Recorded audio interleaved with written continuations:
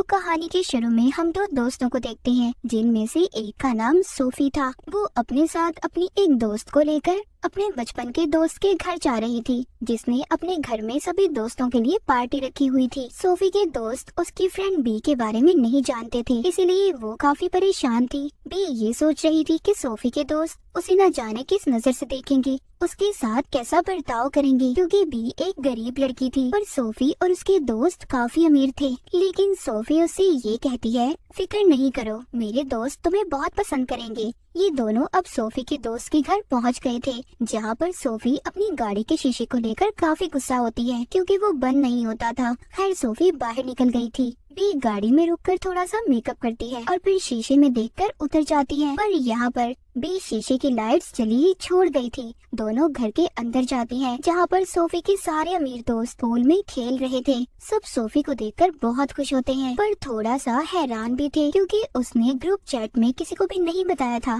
कि वो भी आने वाली है। सोफी को देखकर सब खुश तो थे, सिवाय एक दोस्त के अलावा, जो सोफी की पुरानी दोस्त थी, पर अब ये सोफी से नफरत करती थी। यहाँ पर सबने सोफी को काफी महीनों के बाद देखा था, इसलिए ये लम्हे खूबसूरत बनाने के लिए सोफी का एक दोस्त चैंपियन की बोतल खोलता है, वो भी एक काफी बड़े चाकू से। सब यहाँ पर शराब पीते हैं। जब ये सोफी को देते हैं तो वो मना कर देती है और कहती है, नहीं मैं इसे नहीं पीऊंगी। और बी तो शराब पीती ही नहीं थी। इसके बाद अब वहाँ पर बारिश होने लगी थी। सब भागकर अंदर जाने लगते हैं। अंदर आकर इसका एक दोस्त सोफी के कमरे में आता है, जिसके घर पर ये आई थी। सोफी उससे पूछती है, तुम्हारी आंख काली कैसे हुई, क्या हुआ है तुम्हारी आंख पर? वो बताता है कि कुछ देर पहले मेरे एक दोस्त से झगड़ा हो गया था और वो यहाँ से नाराज होकर चला गया। वो दोनों अपनी काफी पुरानी बातों को याद कर रहे थे।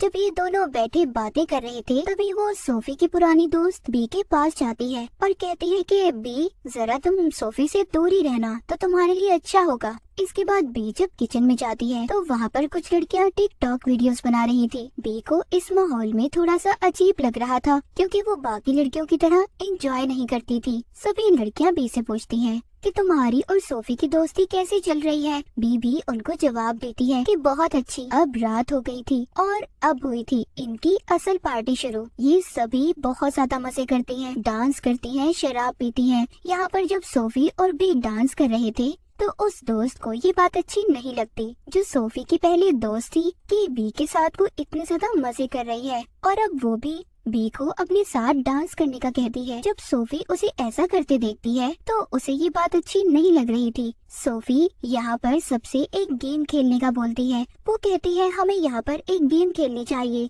जिसका नाम है बॉडीज बॉडीज।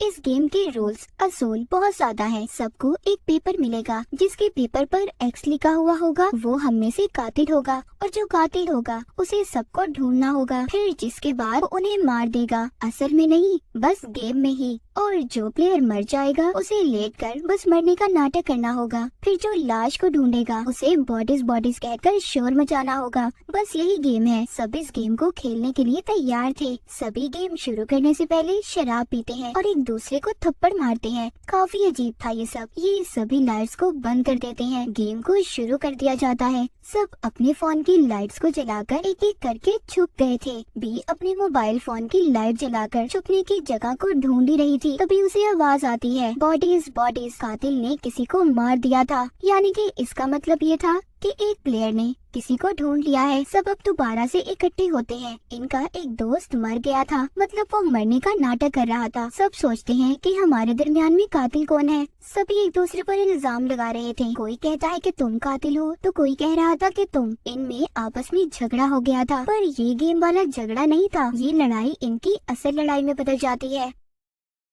आधे लोग तो गेम छोड़कर यहाँ से जा चुके थे, तो जो लोग बचते हैं, जिनमें सोफी और बी भी शामिल थी, ये सोचती हैं गेम तो खत्म हो गई। दोबारा से ये शराब पीती हैं और एक दूसरे को पागलों की तरह थप्पड़ मारती हैं। लेकिन तभी अचानक से मौसम खराब हो गया था और बहुत तेज बारिश भी होने लगी थी। इस वजह से इनकी घर की लाइट भी चली जाती है। सब लड़कियाँ परेशान हो गई थी, सोचती हैं कि लाइट को वापस कैसे लाना चाहिए। ये अब एक कमरे में जाती हैं, जब भी खिड़की की तरफ जा रही थी तो वो सोफी के दोस्त को देखती है जिसने अपने घर में पार्टी रखी हुई थी। उसकी गर्दन से खून आ रहा था। बी के चिल्लाने पर जब बाकी लड़कियां भी वहाँ पर आती हैं कि हुआ क्या है, पर उनका वो दोस्त वहाँ पर मर चुका था। सब बहुत ज्यादा घबरा रही थी और सोचती है कि क्या सच में यहाँ पर कोई कातिल मौजूद है। वो मदद के लिए फोन करने की भी कोशिश करती हैं, पर नेटवर्क भी नहीं था। इसीलिए अब ये सभी सोफी की गाड़ी में जाती हैं ताकि सामने वाले टाउन में जाकर वो मदद ला सके। लेकिन पता चलता है कि गाड़ी की बैटरी भी डेड हो गई थी क्योंकि बी ने जाते हुए लाइट्स को जला छोड़ दिया था। अब उनके पास गाड़ी भी सिर्फ एक ही थी क्योंकि सोफी के सारे दोस्त अपने एक दोस्त के साथ यहाँ पर आए थे जो नाराज होकर यहाँ से अपनी गाड़ी लेकर चला गया था। इनके पास कोई दूसरा रास्ता नहीं था, इसीलिए सब लड़कियाँ घर के अंदर वापस आ जाती हैं और उनमें से उसी दोस्त को जो सोफी से नफरत करती थी तभी उसे एक बड़ा सा चाकू मिलता है जिस पर खून भी लगा हुआ था। वहीं पर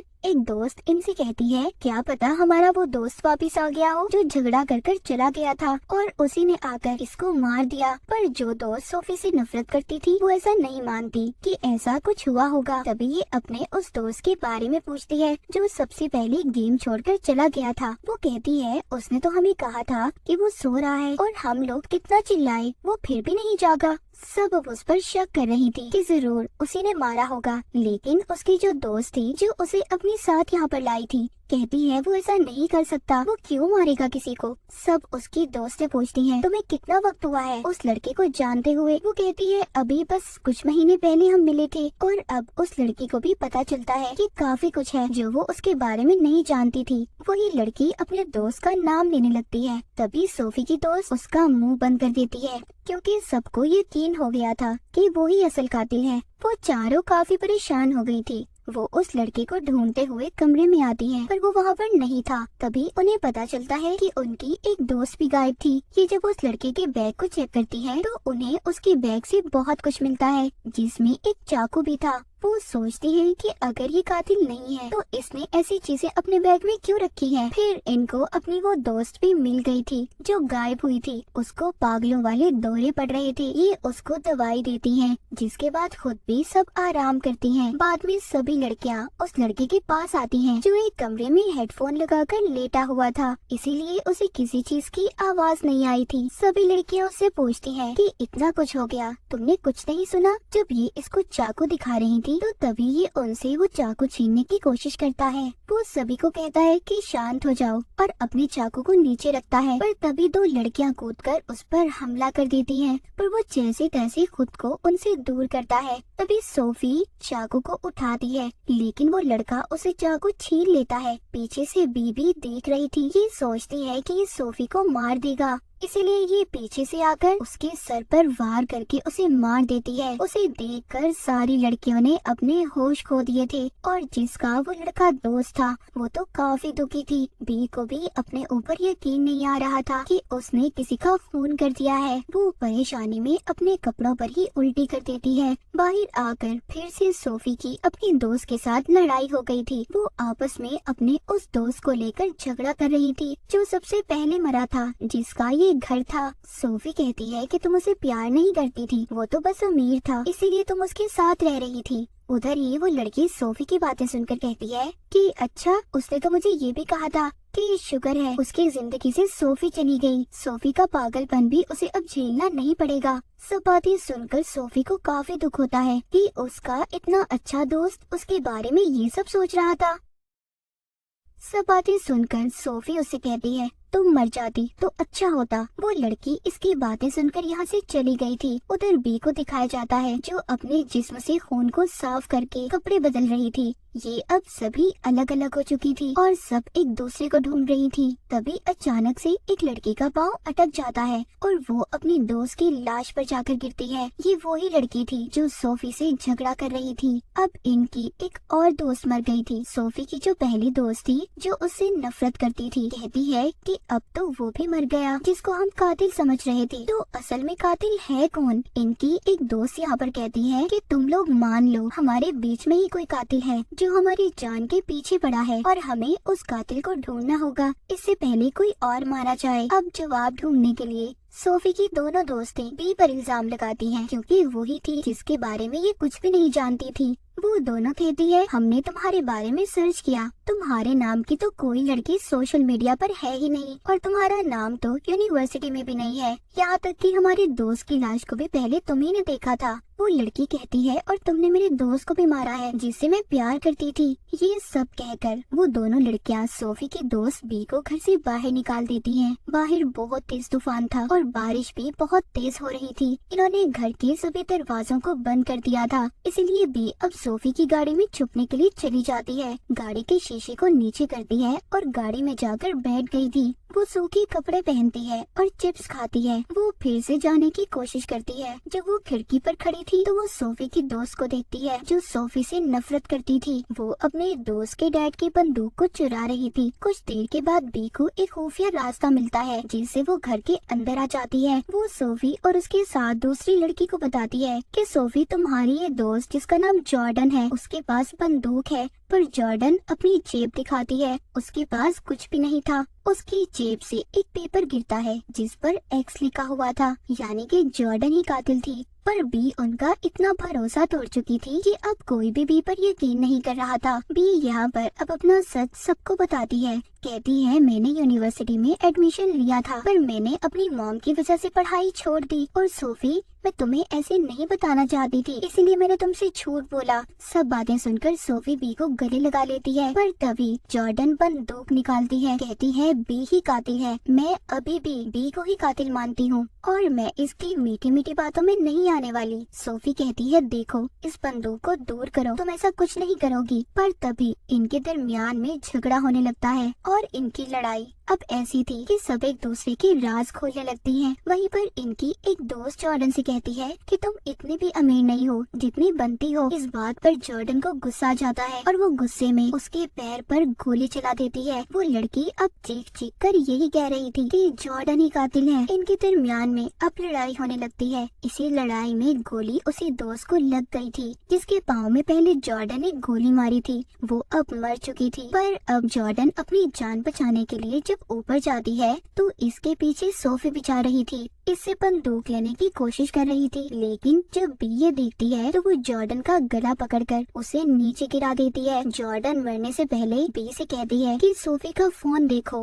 वो तुम्हें धोखा दे रही है। अब सिर्फ बी और सोफी बचे थे। इनके 5 दोस्त मर गए थे। बी को भी सोफी पर यकीन नहीं था, इसलिए ये रात उससे छुपकर गुजारती है। जब सुबह होती है तो बी बाहर निकलती है। बारिश भी बंद हो गई थी। पीछे से सोफी आकर उसको गले लगाती है। बी के पास जॉर्डन की बंदूक थी। वो उससे कहती है पहले अपना फोन दिखाओ, पर इस बात पर वो नहीं मानती। तभी उनका झगड़ा होने लगता है और दोनों जाकर पूल में गिरती हैं। बी जब बाहर आती है तो उसे एक फोन मिलता है, लेकिन ये फोन सोफी का नहीं था, ये सोफी के दोस्त का था जिसके घर में ये दोनों पार्टी में आई थी। बी उसके फोन को अनलॉक करती है, जिसके बाद दोनों एक वीडियो को देखती हैं जिसमें वो एक शराब की बोतल को बहुत बड़े चाकू से खोल रहा था, पर गलती से वो उसकी गर्दन पर लग गया। उसका गला कट गया और उसी की वजह से उसकी मौत हुई थी। यानी कि यहाँ पर कोई कातिल था ही नहीं। जितने भी लोगों की जान गई सब बेकार में मारे गए। तभी वहाँ पर सोफी का वो दोस्त आता है जो झगड़ा कर चला गया था। वो वहाँ पर पड़ी जब लाशों को देखता है तो सोचता है कि आखिर यहाँ पर हुआ क्या था।